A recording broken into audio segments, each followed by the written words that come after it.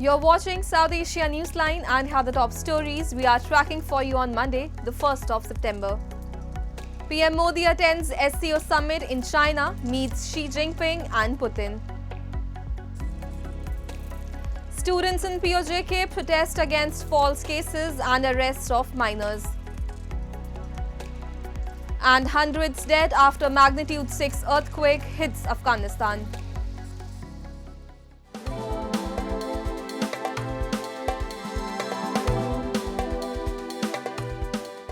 And now for all the details. India's Prime Minister Narendra Modi at the SCO summit in China on Monday called the bloc a guiding light for multilateralism and urged unity against terrorism.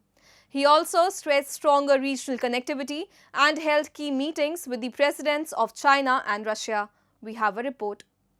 India's Prime Minister Narendra Modi said on Monday that the Shanghai Cooperation Organization can be a guiding light for multilateralism and inclusive world order as he attended the grouping's summit in China. India has always believed that stronger connectivity can open the gates for not just business but trust and development as well, Modi said in his address. The security-focused bloc, which began as a group of 6 Eurasian nations, has expanded to 10 permanent members and 16 dialogue and observer countries in recent years. SCO, multilateralism और inclusive world order का मार्गदर्शक बन सकता है। मुझे खुशी है कि इस महत्वपूर्ण विषय पर आज एक स्टेटमेंट जारी किया जा रहा है। आतंकवाद से लड़ाई में भारत ने एकजुटता पर बल दिया। इसमें एससीओ रेट्स की बहुत महत्वपूर्ण भूमिका रही।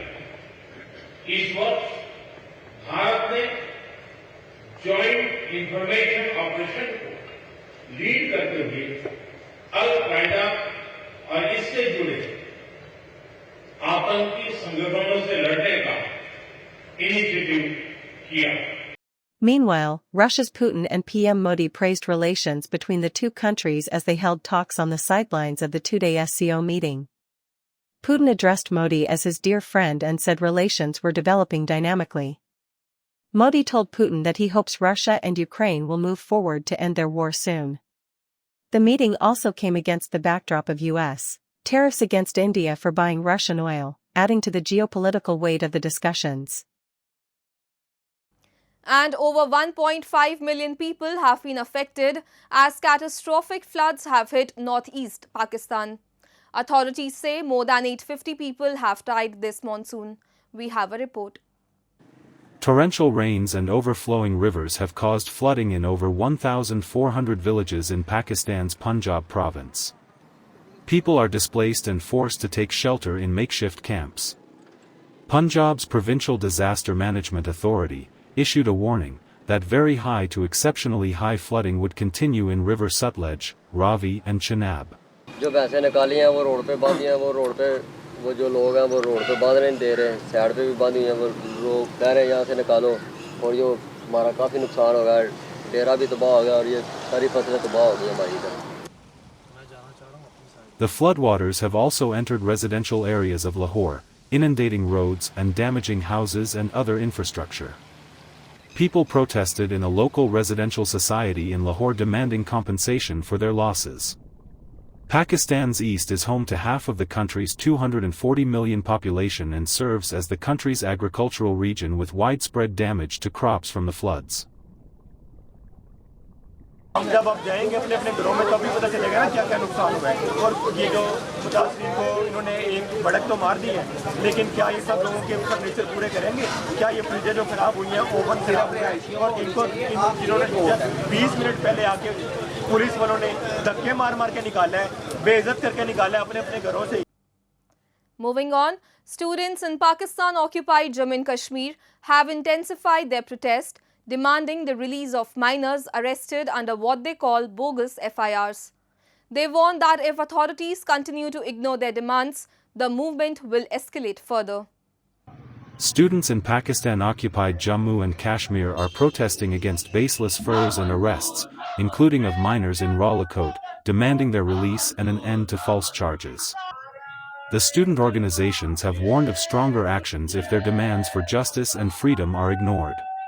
हम यहाँ पर गुज़श्ता 2 दिनों से भूख हड़ताली कैंप पे मुजफ्फराबाद सेंट्रल क्लब के बाहर बैठे हुए हैं। बेसिक तौर पे 13 अगस्त को रमला कोर्ट के मुकाम पर एक इवेंट के दौरान जो है वो वहाँ पर कुछ सादम होता है और इंतजामिया ने मासूम तालिब इल्मों पर बेबुनियाद बोगस FIR कर उन पर संगीन दिफात लगाकर दहशतगर्दी के इल्जाम लगाकर उनको गिरफ्तार किया गया। उसके खिलाफ जब पुरअमन तरीके से तालिब इल्मों ने एहतजाज रिकॉर्ड करवाए और इंतजामिया तक अपना पैगाम पहुंचाया कि ये बेबुनियाद मुकदमात इनको खत्म करके फिलफोर गिरफ्तार तालिब इल्मों को रिहा किया जाए, उनकी तालीम का ज़िया हो रहा है। और उन गिरफ्तार तलबा में से कुछ ऐसे तलबा थे जिनकी उम्र 13 से 14 साल थी और वो बेबुनियाद मुकदमात की हैसियत ये थी कि कुछ ऐसे तालिब इल्म जो इस्लामाबाद के अंदर पाकिस्तान के अंदर बैठे हुए थे उनको भी उस FIR के अंदर नामजद किया गया था। हम यहाँ पे भी भूख हड़ताल पे बैठे और ये मुतालबा करता है कि फिलफोर वो तमाम बोगस और जाली मुकदमात खत्म किए जाएं और फिलफोर अगर ये आर्टिकल 257 जो पाकिस्तान का आइन का हमें जो हक दे रहा है कि हम किसी तौर पर भी पाकिस्तान के कॉन्स्टिट्यूशन में नहीं आते, हम एक अगर पाकिस्तान के आइन के मुताबिक डिस्प्यूटेड स्टेट है तो पाकिस्तान का कोई भी कानून कोई भी असूल यहाँ पर लागू नहीं हो सकता। अगर आप इस तरह का जुल्म और जबर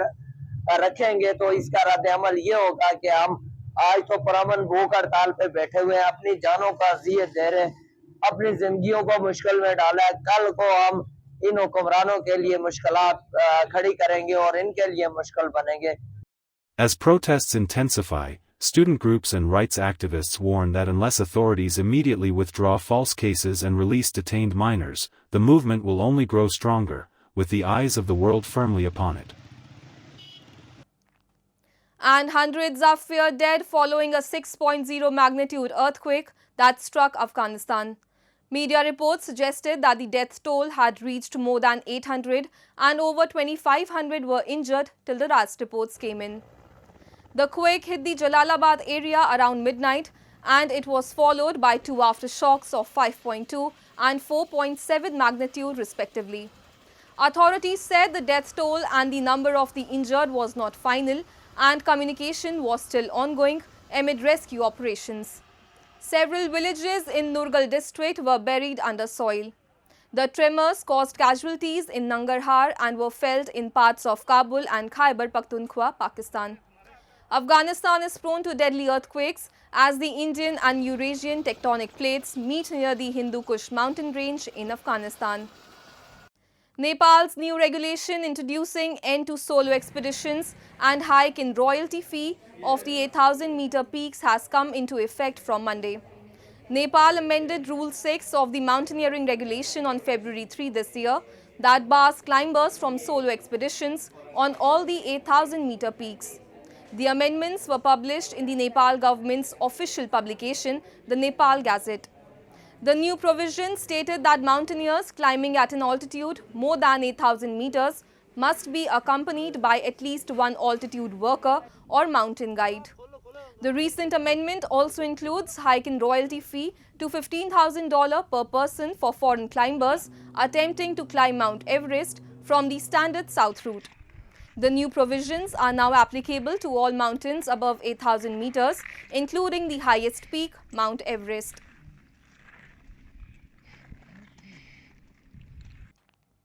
And softball game is fast emerging as a new sporting sensation among girls in India's Jammu and Kashmir, offering them a fresh platform to showcase their athletic skills and competitive spirit. Once an unfamiliar game in the Kashmir Valley, softball is now steadily gaining popularity. Coaches and sports associations are encouraging this trend, providing proper training and facilities to ensure players can learn the game professionally. For many girls, softball is more than just a sport. It is becoming a medium of empowerment and confidence building.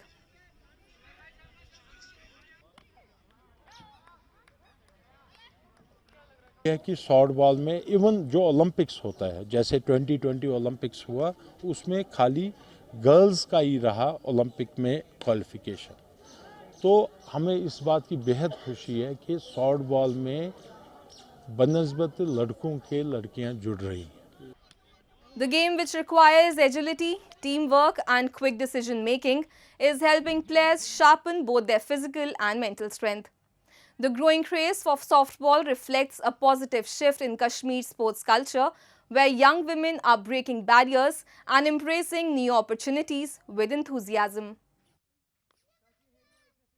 कि हमारी छोटी छोटी लड़कियां आ रही है, सीख रही है, तो हम अपने सीनियर प्लेयर से सीख रहे हैं, जिन्होंने खेला है तो उनके पास जा रहे हैं, हमारे कोचेस वगैरह, तो धीरे धीरे करके आ रहे हैं, पार्टिसिपेशन इसमें आ रही है धीरे धीरे करके, तो अभी यहाँ पे खेला जा रहा है, तो ये हमारा यहाँ कश्मीर में हो रहा है, अब यहाँ पे नेशनल लेवल का इवेंट हो रहा है कश्मीर में हमारे. That's all in tonight's edition. We will see you same time tomorrow. Good night.